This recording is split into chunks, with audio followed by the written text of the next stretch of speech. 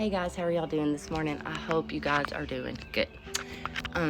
So the Lord dropped something on my spirit, we've been talking, and once we start to realize, that not everybody's going to be for us, life gets so much easier to handle, especially when we are different people, we are new creatures, and people like to judge us from our past, or try to make it like we're them same old people that we used to be, when the same old person that I used to be, I would have already whooped somebody's butt.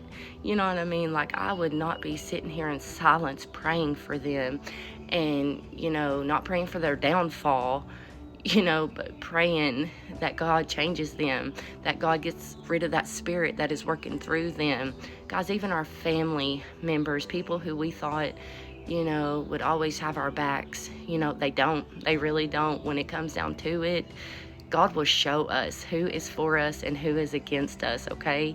And once he does that, don't go running your mouth. Don't go spreading rumors. Just stay quiet and watch God work, okay? God has been really dealing with me about staying quiet about some things that are going on, and I've not said a word to anybody about any of it. I have just let people say what they want to say, because they did about Jesus, they did about Joseph, so God's going to make a table for you in the presence of your enemies, you guys. We just got to trust him and know that he has got this. People ain't fooling nobody. You know what I mean? God gives us discernment and tells us, who's really there for him and who's really there just for a show. You know what I mean? And it's really a different experience to be on this side of things, to keep quiet, to handle it the way Jesus would have handled it. It's really hard to not be that old person again, but God makes sure that we don't go back to that. The Holy Spirit will hit us with conviction and say, no, you can't say nothing, just watch him work. Guys, just watch Jesus work, and he is going to do great and mighty things.